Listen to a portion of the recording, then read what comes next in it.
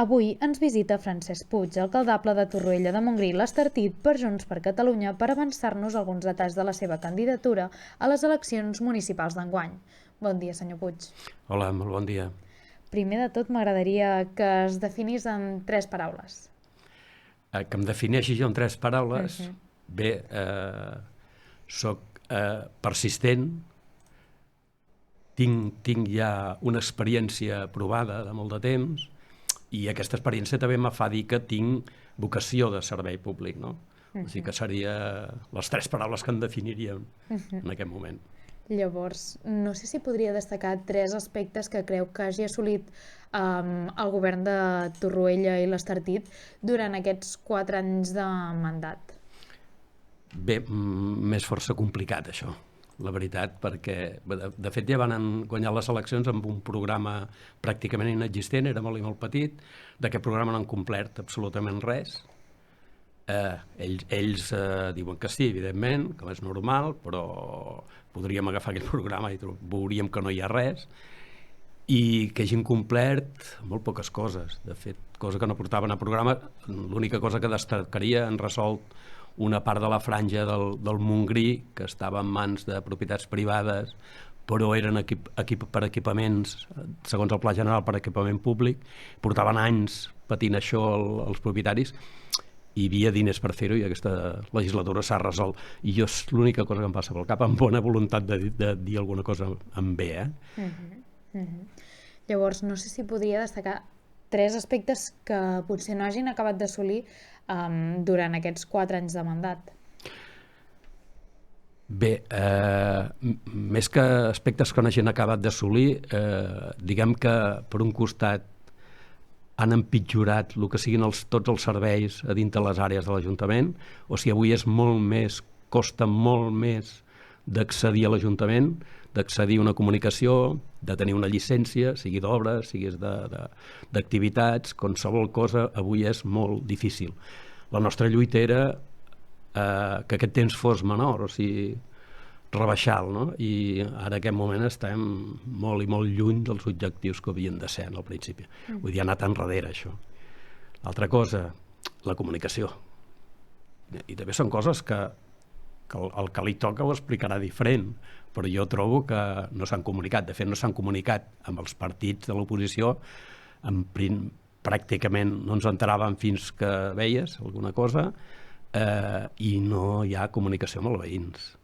Es fan les coses sense consultar, es fan les coses sense comunicar, i el poc que han fet, quins objectius, doncs bé, hi ha alguna reforma que s'ha fet d'algun carrer que, com que tampoc preguntes, doncs tens molts números per equivocar-te. I bé, jo això trobo una manca per part d'ells. I després un altre error, més que cosa no assolida, o sigui, de fet també es van presentar amb el mateix partit el president de l'MD que l'alcalde, dient que això era molt més fàcil, que l'entesa entre Torroella i l'Estartit ha sigut tot el contrari, o sigui, estan a tribunals i està tot bloquejat. I quan dic bloquejat vull dir que està bloquejat per subvencions a les entitats, per serveis als veïns, perquè hi ha un problema econòmic greu, hi ha un problema d'entesa real entre l'alcalde i el president de l'MD.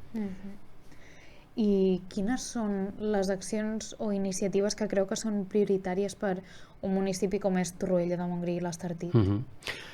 Bé, segurament n'hi hauria moltes. El que passa és que, degut a aquesta situació també que he explicat, jo posaria els meus sentits en el que he dit que han fet malament i que ha reculat, i per no tan sols recuperar allà on érem, sinó que això havia d'anar molt més endavant. Primera, participació ciutadana. Aquí hi havia un consells de barris que es van crear a partir del 2003 amb un govern que jo hi era, amb l'alcalde Carles Negre, que en aquest moment no serveixen per gaire res perquè no es compleix. O sigui, es fan, no hi va ningú, o hi va molt poqueta gent, perquè et diuen, jo he preguntat a molts que hi anaven, i dic, sí, per què hi vas? I al final es parla de moltes coses i no avancem, no es fa un seguiment i es queda allà mateix. Llavors, aquesta participació, però efectiva, s'ha de tornar a posar sobre la taula i s'ha de fer que funcioni. Si cal, dotar-la jurídicament per obligar l'Ajuntament, obligar-me un mateix a haver-ho de complir, això. com t'he dit abans, si fas una reforma d'un carrer, si canvies una direcció, si treus uns aparcaments o uns cargues i descargues, doncs això s'ha de consultar, perquè afecta molta gent i és molt fàcil que els teus tècnics sobre el pla no s'aguanta tot. I llavors al carrer, aquí i allà on venen els problemes, venen les disputes que duren temps, no? I de mal arreglar després un cop fet. Llavors, el millor, consultar-ho. Jo sóc partidari d'això. Jo faria un govern de participació total. I aquest seria un punt important, o serà o és ja, del meu programa. Un segon punt, doncs, a part del nucli de Torroella està més o menys cuidat, tota la resta hi ha molts carrers, amb voreres trencades, amb mala accessibilitat, amb carrers amb molt de clots i tot, i no s'ha fet absolutament res. Ara suposo que, hi haurien d'haver fet, però se n'ha fet algun tall, trobo que poc. Pensava que els 6 mesos últims estarien com bojos fent pagats i fent clapades a carrers. Realment ni ara s'han fet i hi ha molta deixadesa en aquesta part que et dona molta feina pels 4 anys. I per últim, evidentment, d'aquests 3 punts, no és últim perquè n'hi ha molts, ja que em demanes 3 punts, destaco aquest 3. Per últim també he dit que aquesta mala relació amb l'Estartit no pot ser. Som el mateix municipi, es va crear un EMD per deixar de tenir uns problemes que es tenien en aquell moment, uns conflictes a vegades polítics, a vegades econòmics, i posar una mica d'ordre sobre la taula, que poguessin ells portar unes competències que reclamaven. Va funcionar un temps i en aquest moment no funcionen. Està clar que l'AMD és una bona eina perquè va funcionar, llavors en aquest moment ho posa en dubte. Això se creu i jo crec que ha de fer un pas endavant. El conveni s'ha de millorar, no esperar 2 anys, em sembla que queden perquè s'esgoti aquest conveni que van renovar fa 2 anys, sinó renovar-lo immediatament, negociar-lo només d'entrar i arribar a acords de passar competències, alguna més se'ls hi pot passar, i llavors revisar aquest conveni econòmic. Si el sistema que es va adoptar i que es va triar en un moment que es desconeixia com iria és dolent o no és el millor, doncs es pot canviar, però s'ha de mirar i s'ha d'arribar a acords. Llavors, què diferencia la seva candidatura respecte als altres partits polítics que es presenten a les eleccions d'enguany? Bé, com t'he dit abans, la meva candidatura, o concretant més amb el candidat, que sóc jo, doncs porto una experiència que no la pot posar sobre la taula ningú, perquè a part d'haver-hi estat els 16 anys i no governant, doncs he portat gairebé totes les àrees de l'Ajuntament. Això me dona una visió que no la té ningú. Potser han estat uns anys alcalde i, evidentment, tenen una experiència com a alcaldes, però jo he estat a baix. He estat amb el personal, he estat amb els tècnics i bastant de temps i m'ho conec pràcticament tot. Llavors, aquí hi ha una mica de diferenciació. I llavors l'altre, he sigut un home dialogant, algú podrà dir que no, però jo sempre he acabat dialogant i quan ens acabem i a vegades inclús emprenyats, s'ha de tornar a seure i s'ha de continuar dialogant. És humà que pot venir un moment de bloqueig o d'emprenyament, pot passar, amb negociacions dures que n'he tingut, però es deixa reposar una mica i s'hi torna, perquè aquest és una mica l'objectiu polític. Quan acabes al jutjat has fracassat com a polític. Jo això no ho faré. Molt bé.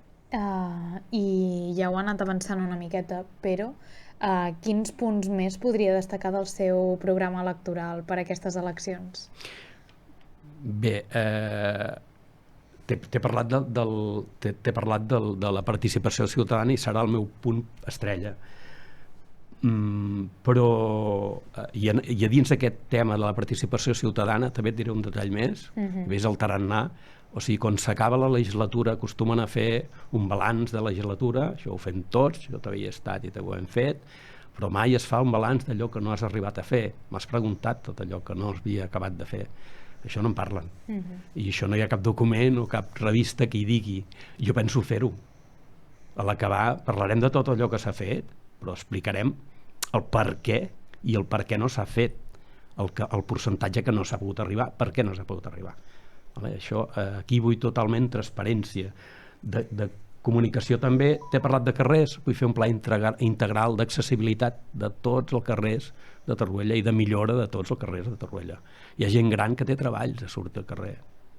Clar, si no surts, si no et passeges, i ja no només pel nucli, sinó per tot el municipi, no te n'enteres. És possible que no t'enterin. Jo sí.